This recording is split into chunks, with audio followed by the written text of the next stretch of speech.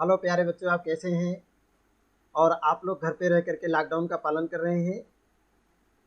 आइए, आज आपका संस्कृत हिंदी क्लासेज में स्वागत है। मैं D Lal lecturer GRB inter college Rath Hamirpur Uttar Pradesh से।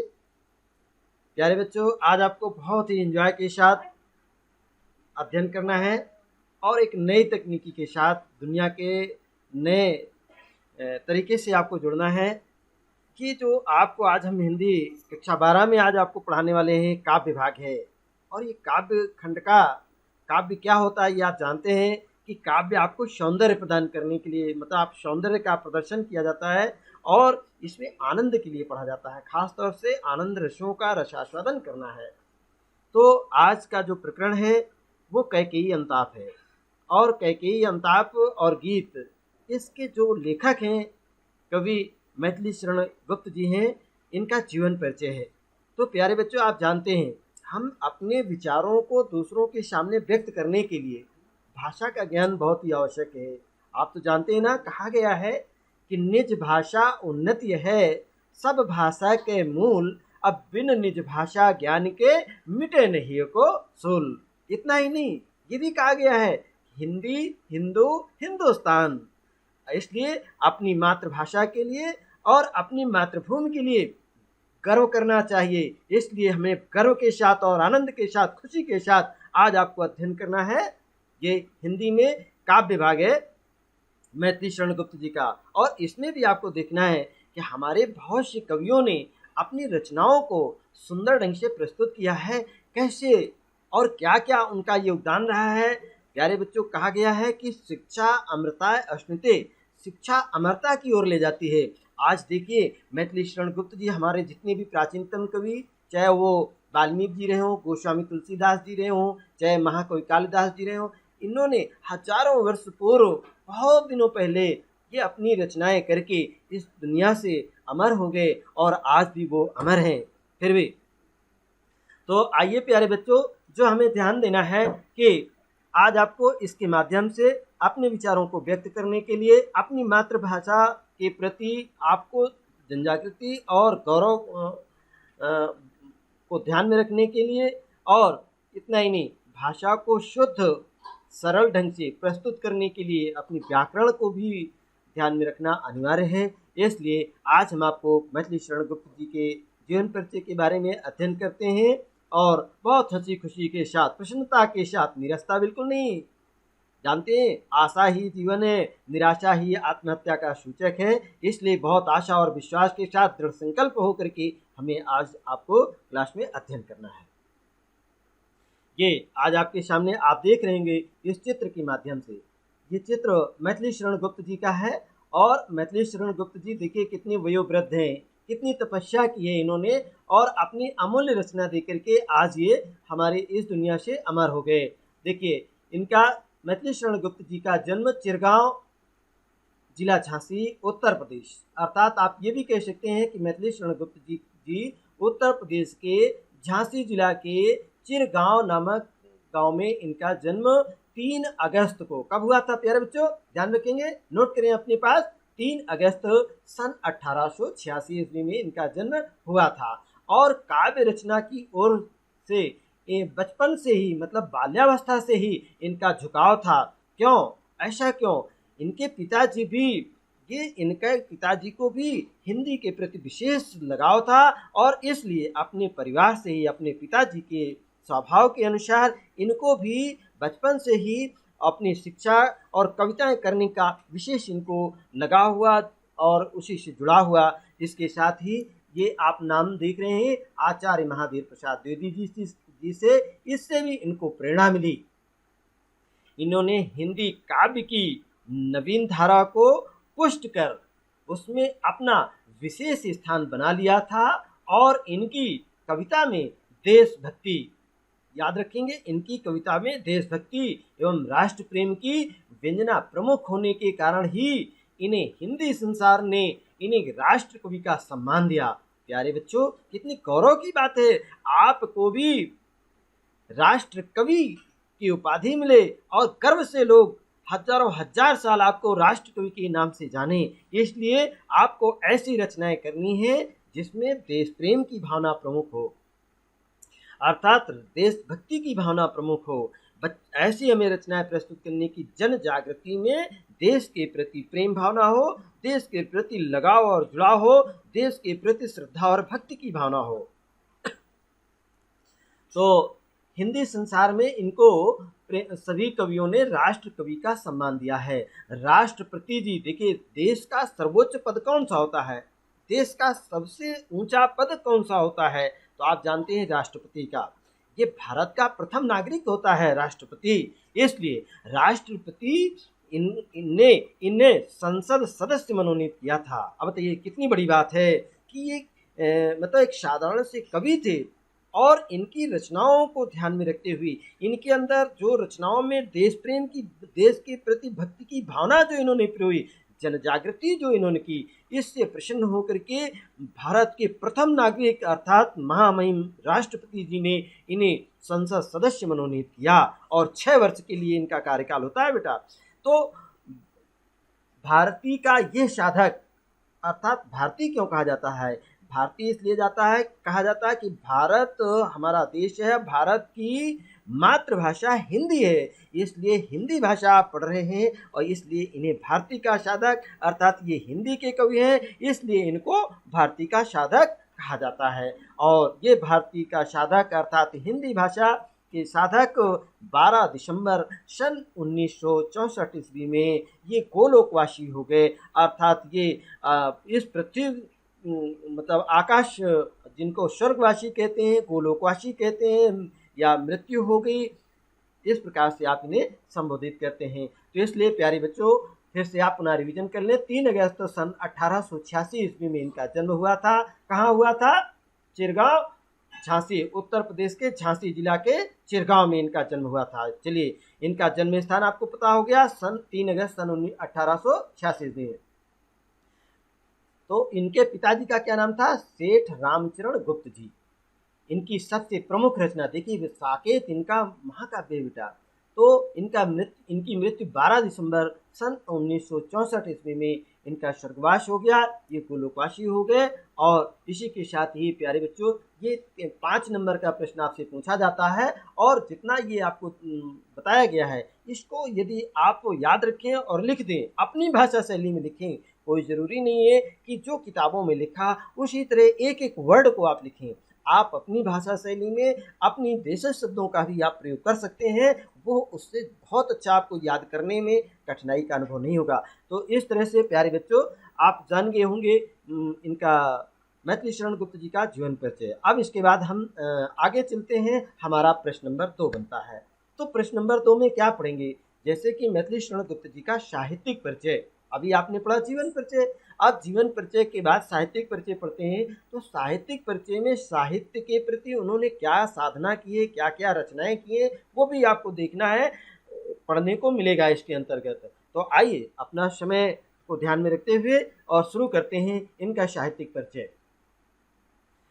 देखिए, गुप्त जी की ने इन्होंने खड़ी बोली को काव्य भाषा बनाने में महत्वपूर्ण योगदान किया है, अर्थात इनकी जो रचनाएं हैं, इन्होंने जो काव्य कविताएं लिखी हैं वो खड़ी बोली में लिखी हैं। तो इनकी जो आप याद रखेंगे खड़ी बोली, और आपने राम कथा को नया आयाम और युगानुकूल स्वरूप प्रदान किया है।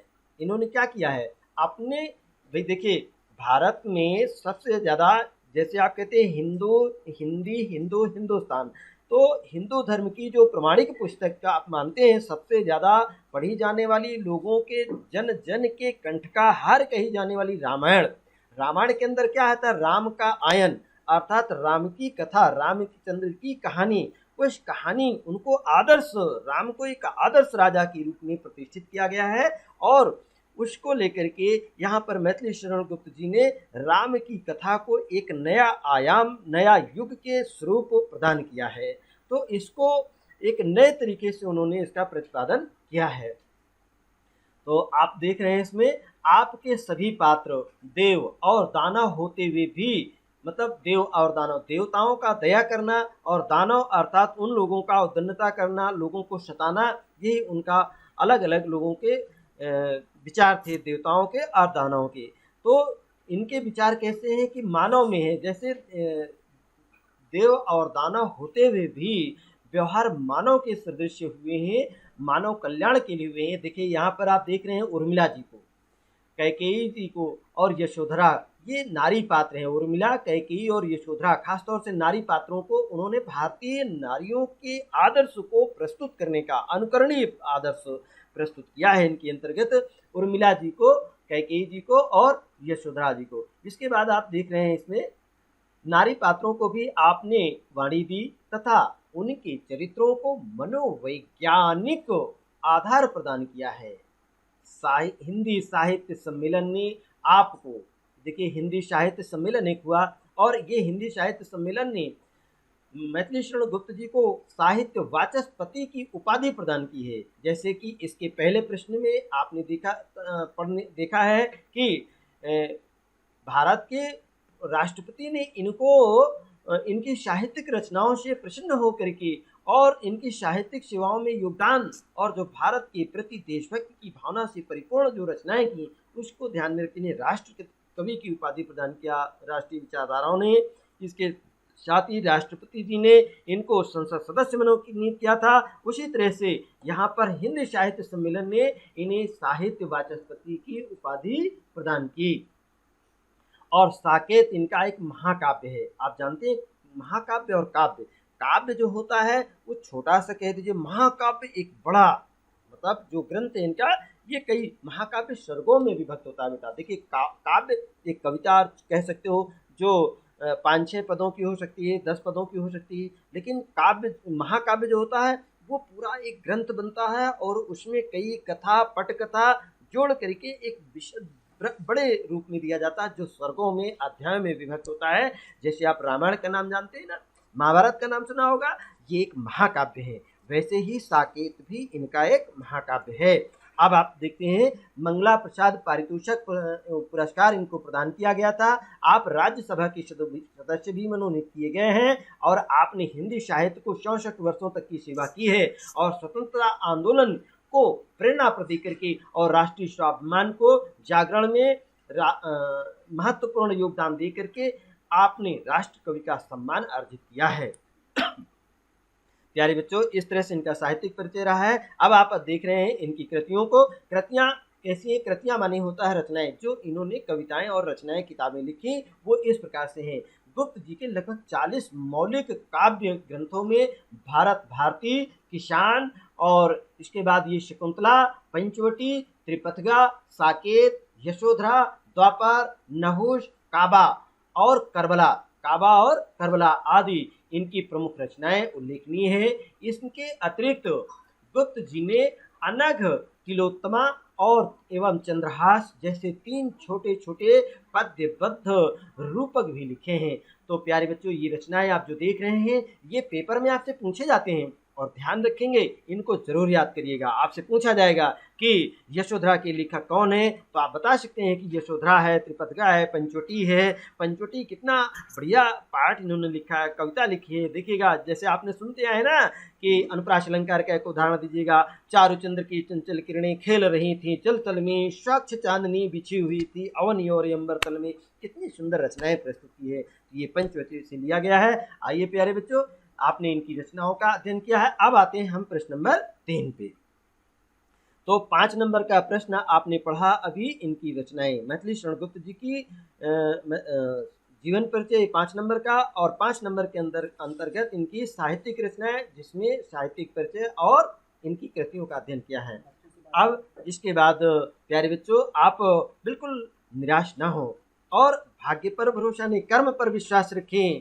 प्यारे बच्चों, कर्म के खेल से मतलब खुश रहें, प्रसन्न रहें। जितना आप अच्छे कर्म करेंगे, जितना आप मेहनत करेंगे, उतना ही आप सफल होंगे।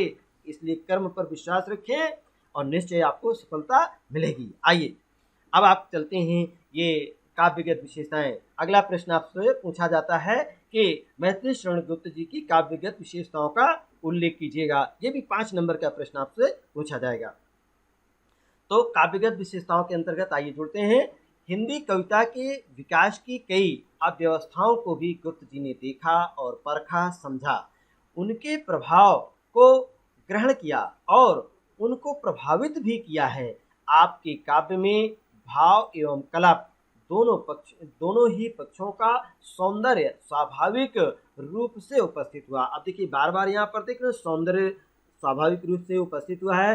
तो जब भी काव्यगत विशेषताएं हम लिखते हैं तो काव्यगत विशेषताओं के बेटा दो पक्ष हो जाते हैं, एक होता है भाव पक्ष, दूसरा होता है कला पक्ष।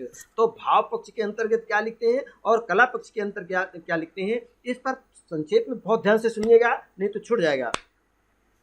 भाव पक्ष के अंतर्गत जैसे भारत भारती इनकी प्रमुख रचना है, तो भारत भारती में मैथिली शरण गुप्त जी ने अपने देश के प्रति नागरिकों यहाँ के देशवासियों को जागरूक करने के लिए, उनके मन में हिंदी भाषा के प्रति प्रेम उत्पन्न करने के लिए, अपने विचारों को दूसरों के सामने व्यक्त करने के उद्देश्य से और राष्ट्र के प्रति प्रेम भावना अर्थात भक्ति भावना को जागृत करने के उद्देश्य से उन्होंने लिखा। तो ये उनका भाव पक्ष होता है। और इसके बाद आता है कला पक्ष। कला पक्ष के अंतर्गत हम रस, छंद, अलंकार और शैली, भाषा, इस चीज़ को हम अध्ययन करते हैं। तो आइए इनकी काव्यगत विशेषताओं को ध्यान में रखते हुए आइए ये भाव पक्ष आप देख रहे हैं। तो भाव पक्ष के अंतर्गत सबसे पहले आप देखिए विषय। तो विषय ये आपके मैथिली शरण गुप्त जी ने कौन सा विषय लिया है, अर्थात किन क्षेत्रों में इन्होंने रचनाएं अपनी प्रस्तुत की है। जीवन के विविध प्रसंगों को गुप्त जी ने अपनी काव्यों का विषय बनाया है। पौराणिक एवं ऐतिहासिक, देखिए पुराण क्या होता है आप जानते हैं। पुराण अगर हम कहते हैं पुराना माने क्या होता है, प्राचीन। अर्थात ये पुराण क्या है, जिसको हम पौराणिक कहते हैं वो पुराणों से लिखा गया है। अर्थात पुराण क्या है, एक तरीके से हम आज के पहले जो घटनाएं घट चुकी होती हैं और उनसे हमें जीवन में क्या शिक्षा लेनी है, तो उन रचनाओं को हम पौराणिक कह देते हैं, पुराणों से लिखे हैं। आपने नाम सुना होगा ना, व्यास जी ने 18 पुराणों की रचना की थी।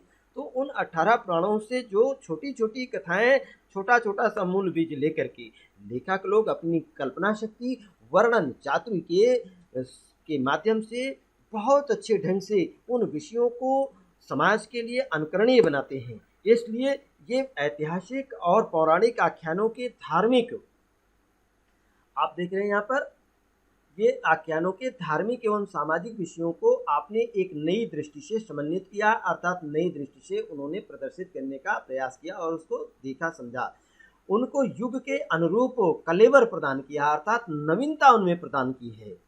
राम कथा और कृष्ण चरित्र को मानवीय आधार प्रदान करके उन्हें सहज ग्राह्य माने क्या होता है, सहज ढंग से समझने के लिए और मनोवैज्ञानिक धरातल पर प्रतिष्ठित किया है। उन्होंने मनोवैज्ञानिक ढंग से इसको प्रदर्शित करने का प्रयास किया है। साकेत तथा द्वापर पौराणिक कथानकों पर आधारित काव्य रचनाएं हैं और सिद्धराज, यशोधरा, कुड़ाल गीत भी बहुत अच्छा इनका हिंदी काव्य है जो देशभक्ति की भावना को जगाता है। ग्राम्य के प्रति उन्होंने ग्राम्य जीवन को प्रदर्शित किया तथा पृथ्वीपुत्र किसानों के प्रति, देखिए कितना सुंदर काव्य इन्होंने लिखा है, ऐतिहासिक आधार के लिए हुए हैं। आपने राष्ट्र प्रेम, जनतंत्र, लोक मंगल तथा भारतीय संस्कृति की गौरवशाली पहलुओं को काव्य में महत्वपूर्ण स्थान दिया है।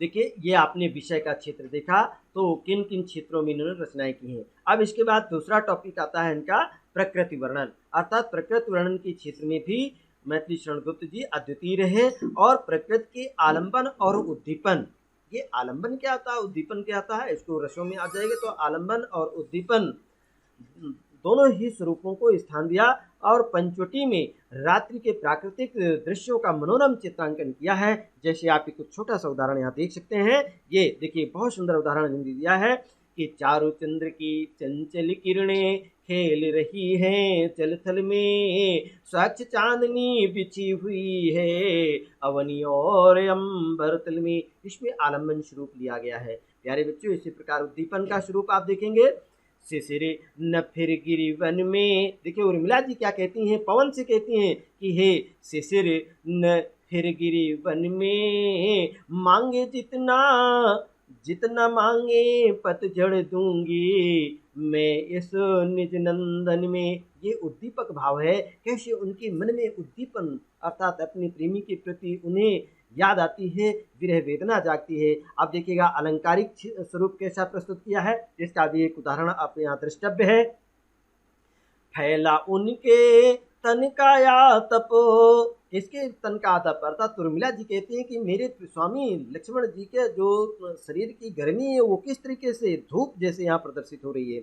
इसके लिए उन्होंने दिया कि फैला उनके तन का आतप, मन से सर सर साए, अखों में वेश और वहाँ ये हंस यहाँ उड़ छाए। तो इसमें भी अलंकारिक चित्रण प्रस्तुत किया है प्यारे बच्चों।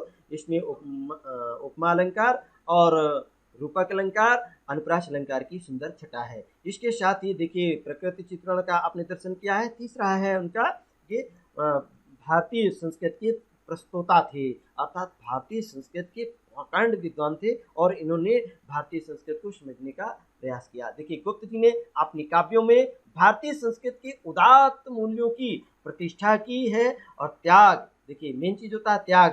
भाई हर मनुष्य के अंदर त्याग की भावना अगर हो तो देश के प्रति हमारा क्या त्याग है, हमें समाज के प्रति कैसा परोपकार करना चाहिए, हिंसा नहीं करनी चाहिए अर्थात अहिंसा, लोक सेवा अर्थात जन कल्याण के लिए हमारे जनता के साथ क्या सेवा करना है, और सत्यनिष्ठा अपने कर्तव्य, जैसे आप पढ़ रहे हैं हर विद्यार्थी का एक सत्यनिष्ठा अपने कर्म के प्रति, अपने विद्यार्थी जीवन है विद्या अध्ययन के लिए है तो विद्या अध्ययन के प्रति हमेशा निष्ठावान रहना चाहिए, अर्थात पढ़ने के वक्त पढ़ना, खेलने के वक्त खेलना और सोने के वक्त सोना ही अनिवार्य है। आदि अनेक उनकी पात्रों की चारित्रिक आभूषण हैं और इतिहास के पृष्ठों से भी उन्होंने भारतीय संस्कृति के भव्य भावों को प्रसंगों को उद्धृत किया है। मानवता और आत्मभाव का संदेश देते हुए उन्होंने क्या कहा है, आइए उसको देखते हैं। देखिए ये यहाँ पर आप समझ रहे होंगे कि उसी उदार की कथा, उसी उदार कथा की कथा सरस्वती बखानती, उसी उदार से धरा कृतार्थ भाव मानती। पुनः आप देखेंगे, उसी उदार की कथा सरस्वती बखानती, उसी उदार से धरा कृतार्थ भाव मानती, आसीम आत्म भाव जो अनंत विश्व में भरे, वही मनुष्य है जो मनुष्य के लिए मरे, अर्थात तो वही मनुष्य है जो मनुष्य के लिए मरे। कितना सुंदर प्रसंग है। इन्होंने अपने काव्य में मानवता के प्रति मनोभाव को कैसे प्रदर्शित किया कि मनुष्य वही है जिसके अंदर जो मनुष्य के लिए मरे, अर्थात मनुष्य के लिए सेवा, परोपकार और अहिंसा आदि भावों को भरने का प्रयास किया है। इसके बाद प्यारे बच्चों देखिएगा, ये चौथा राष्ट्रीय भावना है, अर्थात हमारे सभी विद्यार्थियों के अंदर राष्ट्र के प्रति प्रेम की भावना होनी चाहिए और मनुष्य के लिए मानवता का आपके अंदर हृदय होना चाहिए। इस उद्देश्य से गुप्त जी ने ये रचनाएं की हैं। तो ये आपसे पूछा जाएगा कि इन्होंने कैसी कैसी रचनाएं किस भाव से की, कौन कौन सी उनकी रचनाएं हैं और कौन कौन से अलंकारों का प्रयोग किया गया है, किन उनकी भाषा कैसी, उनकी बोली खड़ी बोली है या इसको आप ध्यान में रखेंगे प्यारे बच्चों। अब आइएगा इनकी राष्ट्रीयता की भावना। गुप्त जी ने भारतीय जनमानस में राष्ट्रीय भावनाएं भरने का स्तुत्य प्रयत्न किया है। भारत भारती तथा जय भारत ऐसी ही कृतियां हैं। तो अगर आपसे पूछा जाए प्यारे बच्चों की भारत भारती कैसी रचना है तो आप क्या बताएंगे? भारत भारती जनमानस में राष्ट्रीय भावनाएं भरने का स्तुत्य प्रश्न का मतलब होता है बहुत प्रार्थनीय प्रयत्न किया है, अर्थात सभी लोगों के अंदर देश के प्रति प्रेम भाव जागृत करने के लिए ये भारत भारती रचना प्रस्तुत की गई है, जो मैथिली शरण गुप्त जी को राष्ट्र कवि की उपाधि से सम्मानित किया गया है। इसके बाद दूसरी उनकी कृति है जय भारत, अर्थात देश की विजय हो, जय हो। और हम आप लोग बोलते हैं भारत माता की जय, आप प्रार्थना करते हैं ना, तो प्रार्थना में बोलते हैं भारत माता की जय, इसलिए जय भारत की जय हो अर्थात जय भारत ऐसी कृतियां भी मैथिली शरण गुप्त जी ने रचना की है। और स्वाधीनता संग्राम को समर्थन दिया है। किसको? स्वाधीनता संग्राम को समर्थन किया, अर्थात स्वाधीनता, देखिए कितना सुंदर शब्द है स्वाधीनता। स्वाधीनता, स्वाधीनता परम सुखम, अपराधीनता महादुखम। हम संस्कृत में आपको बता दें लेकिन आप हिंदी में समझिए, स्वाधीनता ही सबसे बड़ा सुख होता है। जब आप अपने अधीन होते हैं तो आपको महान सुख होता है। यदि आप पराधीन हो जाएं, दूसरे के वशीभूत हो जाएं, तो आपको महान कष्ट होता है। भारत देश पहले गुलामों की दास्ता से जकड़ा हुआ था। भारत देश पहले गुलामी में जकड़ा था। किससे? अंग्रेजों की गुलामी, कहीं मुगलों की गुलामी, कहीं नाना प्रकार के लोग आए यहाँ पर। कभी शक आए, हूण आए, यवन आए और अंग्रेज आए, तो सभी लोगों ने यहाँ पर शासन किया है। लेकिन अब हमारा देश कैसा हुआ? अब स्वतंत्र हो गया, अर्थात स्वाधीन हो गया है। इसके बाद देखिएगा, देश प्रेम, अपने देश के प्रति प्रेम भाव जागृत करना, गर्व होना चाहिए अपने देश के प्रति। इसलिए और जनतंत्री भावना का तात्पर्य आप समझ रहे होंगे कि यहाँ पर जो सरकार है हमारी, वो जनता का शासन है, जनता के लिए यहाँ की जनता का शासन है। अर्थात ये जो सांसद, विधायक, आप प्रधानमंत्री जो चुनते हैं ना, ये कौन चुनता है? हम ही लोग तो चुनते हैं, जनता चुनती है, जनता वोट देती है। और जिस दल को, बहुमत दल का जो नेता होता है, वही प्रधानमंत्री बनता है, वही मुख्यमंत्री बनता है जाकर के। इसलिए जनतंत्री भावना को सम्मान दिया है इन्होंने। और प्यारे बच्चों, राष्ट्रीय एकता आदि विषयों ने उनकी रचनाओं में महत्वपूर्ण स्थान पाया है। अर्थात गुप्त जी ने क्यों इतना सम्मानित हुए? आज इनको राष्ट्रकवि का सम्मान क्यों मिला है? इन्होंने, इनकी रचनाओं में राष्ट्रीय एकता, देश को एकता और अखंडता, देश को मजबूती प्रदान करने के लिए, चाहे हिंदू हो, मुस्लिम हो, सिख हो, ईसाई हो, यवन हो, सभी को उन्होंने एकता के सूत्रों में पिराया। सबसे पहले हम हिंदुस्तानी हैं, हम हिंदुस्तानी है, और इसलिए राष्ट्रीय एकता की भावना को उन्होंने अपना विषय बनाया है। आदि विषयों ने उनकी रचनाओं में महत्वपूर्ण स्थान पाया। और भक्त जी के भाव, देखिए भक्ति का भाव भी था। गुप्त जी राम के भक्त थे, राम को ईश्वर के रूप में देखते थे। और वे, उनका कथन था कि राम तुम मानव हो, राम तुम मानव हो, ईश्वर नहीं हो क्या?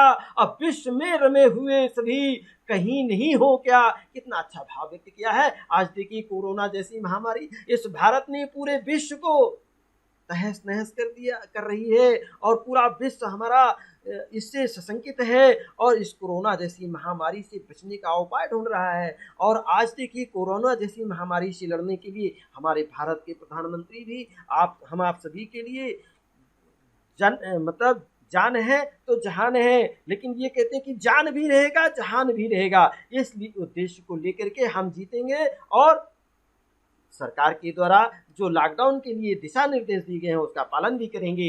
तो आप देख रहे हैं, इसी तरीके से उन्होंने भी कहा कि राम तुम मानव हो, ईश्वर नहीं हो क्या? अगर तुम ईश्वर हो तो क्या इस विश्व में नहीं हो क्या? कहीं और हो क्या? अगर विश्व में हो तो ये विश्व की, भारत की संतानें हैं, उन भारत की जनता के कल्याण के लिए आप जो है जहाँ कहीं हो उनका कल्याण कीजिएगा। और इसके बाद अब देखिएगा, गुप्त जी की उपेक्षिताओं के उद्धारक भी रहे। गुप्त जी ने नारी समाज के प्रति पूर्ण सहानुभूति प्रदर्शित की है। उन्होंने अनेक ऐसे नारी पात्रों को मौन से मुखर बनाया है जिनके प्रति पूर्ववर्ती कवियों ने उपेक्षा बरती है। उर्मिला है, यशोधरा है, और कैकेयी है, विधृता है, आदि ऐसी भारत की नारियां थी। साकेत में कैकेयी के चरित्र को तो गुप्त जी ने बड़ी सजीवता और मनोवैज्ञानिक आधार प्रदान किया है। इसके साथ ही नारी के प्रति उनकी सहानुभूति अन्य रूपों में भी व्यक्त हुई है। पुरुषों द्वारा नारियों के प्रति अन्याय और पक्षपात किया गया, उसका भी यहाँ पर देखिएगा। नरकृत शास्त्रों के सब बंधन हैं, नर के द्वारा बनाए गए शास्त्रों के सभी बंधन हैं, नारी को ही लोकर क्यों हैं? अर्थात नारी के लिए ही बंधन क्यों बनाए गए हैं? आप अपने लिए सभी सुविधाएं कर पहले ही कर बैठे, किसने किया है? नर ने ही नारियों को बंधन में रखा और अपने लिए सारी संसाधन का उपभोग कर रहे हैं।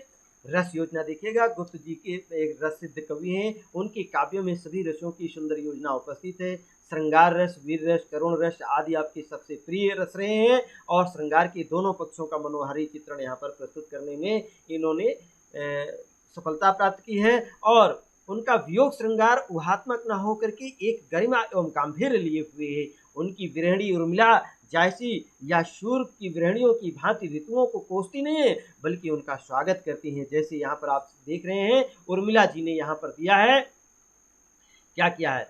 स्वागत स्वागत शरद भाग्य से मैंने दर्शन पाए, 80 सिर न फिर गिरिवन में, जितना मांगे प्रतिझड़ दूंगी मैं इस निज नंदन में। कितना कंपन तुझे चाहिए, ले मेरे इस तन में। इसके बाद उन्होंने क्या कहा था, देखिए उर्मिला जी के मनों को, पीड़ा को व्यक्त किया है। फूल मत मारो मुझे, मुझे फूल मत मारो, मैं अबला बाला वियोगिनी, कुछ तो दया विचारो। अर्थात उन्होंने अपने को एक गौरव प्रदर्शित किया है कि उर्मिला जी कहती हैं कि बल हो तो सिंदूर बिंदु, बल हो तो सिंदूर बिंदु, ये हर नेत्र निहारो। अर्थात चैलेंज कर दिया है किसको, स्त्री नारी पात्र होते हुए भी उन्होंने पुरुषों को चैलेंज किया है। उस पुरुष को जो रति को देकर, रति के पति अर्थात कामदेव को चैलेंज, चुनौती दे दी है कि तुम अगर ताकतवर हो तो तुम मेरे मांग में भरे हुए सिंदूर को देखो, ये शंकर भगवान के तीसरे नेत्र की तरह है जो तुम्हें जलाकर खाक कर देगा। अर्थात हुआ भी है, ये कहानी आप सुन चुके हैं। इसके बाद आइएगा, ये कला पक्ष है। कला पक्ष में इनकी भाषा गुप्त जी से पूर्व खड़ी बोली में रचना का प्रयास अयोध्या सिंह उपाध्याय जी भी कर चुके हैं, किंतु उनकी भाषा में परिष्कार और मार्दव की कमी थी। गुप्त जी ने खड़ी बोली को साहित्यिकता, सरसता और अर्थ गंभीरता प्रदान किया है। आपकी भाषा में एक रूपता है, प्रवाह है, प्रौढ़ता है, लोकोक्ति और मुहावरों का सुंदर प्रयोग है और रचना लाघव भी है। भाषा का रूप अपेक्षाकृत सरल है, जैसे आप देख रहे हैं, बीच बीच में उन्हें देख लूं मैं चुरमुट की ओट, जब वे निकल जाएं तब लेटूं उसी धूल में लोट। उर्मिला जी के मनोभाव हैं कि वो अपने पति के तपस्या में बाधा नहीं उत्पन्न करना चाहती हैं, लेकिन प्रेम में भी कोई कमी नहीं है। कैसे प्रेम को प्रदर्शित करें कि जब मेरे पति उस रास्ते से निकल जाए तो मैं उनके बीच में बाधा न बनूं, बल्कि उस धूल में लेट जाऊं जिस धूल में उनके पैर पड़ करके निकल चुके हैं, उस धूल में लौट करके अपने प्रेम को प्रदर्शित कर रही हैं। भारतीय आदर्श देखिएगा, भाषा का दूसरा रूप शब्दार्थ वैभव से सुसज्जित है। जैसे उन्हें तो ताप दोष भी पुण्य तोष है, कितना ताप दोष भी पुष्प तोष है मेरा, मैं हूँ पंकिला पद्म कोश है मेरा। भरत के लिए कैकेयी जी ने कितना कहा कि मेरे अंदर ये पाप दोष भी है, लेकिन ये पुष्प के रूप में उपस्थित ये भरत भी मेरा पुत्र ही है, और मैं कीचड़ के समान हूँ, लेकिन उस कीचड़ में ही कमल रूपी ये भरत उत्पन्न हुआ है। आइए शैली देखिएगा, शैली के क्षेत्र में मैथिली शरण गुप्त जी ने विविध रूप धारण किए हुए हैं। वर्णनात्मक, इतिवृत्तात्मक भी रही है और प्रौढ़ता, भावात्मकता, अलंकारिकता उक्त वैचित्र से युक्त भी दृष्टिगत होती है, और उनके उसमें भाषा की लाक्षणिकता का पूरा उपयोग हुआ है। और स्वरूप की दृष्टि से मुक्तक और प्रबंधक दोनों काव्य शैलियों का आपने सफलतापूर्वक प्रयोग किया है। आपने गीत शैली का भी प्रयोग किया है, जैसे दोनों ओर प्रेम पलता है, दोनों ओर प्रेम पलता है, सखी पतंग तो जलाता ही दीपक भी जलता है। बहुत अच्छी बात प्रस्तुत की है। दूसरा, फूल मत मारो मुझे, मैं अबला बाला वियोगिनी, कुछ तो दया विचारो। इसमें भी देखिए गीत शैली का प्रयोग किया है। और छंद के क्षेत्र में देखिएगा, गुप्त जी ने छंद वैविध्यपूर्ण है। गीतिका, हरिगीत का, लावनी, मालिनी, घनाक्षरी आदि के साथ साथ मधुर गीतों का भी प्रयोग आपने सरलता से किया है। अंत्य अनुप्रास अर्थात जिसे हम तुकांत कहते हैं का आपके पास अक्षय कोश सा रहा है, और तुकों के मुंह में कहीं कहीं भाव गंभीर भी प्रभावित हो गया है। तुकांत छंदों में भी आपने रचनाएं प्रस्तुत की सिद्धराज रहे हैं। इस तरीके से काव्य का पूरा अतुकांत छंद में भी इनके प्रस्तुत किए गए हैं, और कुछ इनका शेष है वो आप देख लीजिएगा। अलंकार के क्षेत्र में इनको गुप्त जी को बहुत अच्छी सफलता मिली है, और आपके काव्य में परंपरागत एवं नवीन दोनों प्रकार के अलंकारों का सौंदर्य विद्यमान रहा है। जैसे अनुप्रास के क्षेत्र में तनु तड़प तड़प कर तप्त तात ने त्यागा, तावर्ण की आवृत्ति देखिए यहाँ पर है, इसलिए अनुप्रास अलंकार है। श्लेष अलंकार में देखिएगा, क्यों न होते कवि जनों के वर्ण वर्ण सुवर्ण के। अब ये वर्ण वर्ण शब्द आ रहा है यहाँ पर, जहाँ शब्दों की आवृत्ति हो, प्रत्येक शब्द का अर्थ प्रत्येक बार अर्थ अलग अलग होता है वहाँ पर, या एक वर्ण एक शब्द अनेक वर्ण, जहाँ एक शब्द अनेक अर्थों के लिए प्रयुक्त होता है वहाँ श्लेष अलंकार होता है। तो यहाँ पर स्वर्ण शब्द जो आया है ये अनेक अर्थों के लिए प्रयुक्त हुआ है। अगला देखिएगा, रूपक अलंकार का, वैध्यभ तुषार आवृता, तुषार व्रता यथा विध लिखा, ये यहाँ पर रूपक अलंकार, यथा से उपमा अलंकार, और इसके बाद ये प्रतीप अलंकार, फैला उनकी तप का या तप मन से सर सरसाए, यहाँ पर प्रतीप अलंकार है। इसके साथ शिशिर न फिर गिरिवन में, इसमें मानवीकरण अलंकार है। इस प्रकार से इन्होंने अनुप्रासलेश, उपमा, रूपक और प्रतीप मानवीकरण अलंकार की रचना करने में सिद्धहस्त रहे गुप्त जी। और अलंकार के साथ ही ये हमारा पाठ अब आपको समाप्त होता है। हम आपको पुनः फिर मिलेंगे अगले चैप्टर में। और साथ ध्यान रखेंगे प्यारे बच्चों, यूट्यूब चैनल को सब्सक्राइब करना मत भूलें। आरोग्य सेतु ऐप को अवश्य डाउनलोड कर लें। ये व्हाट्सएप में आपको सारे वीडियो डाले जा रहे हैं और इसको बार बार देखें। खुश रहें, प्रसन्न रहें और याद रखें, याद करना बहुत ज़रूरी। ये दिए गए जो प्रश्न हैं, इन प्रश्नों को जरूर तैयार कर लें, आपको परीक्षा में आएंगे। धन्यवाद, फिर मिलेंगे।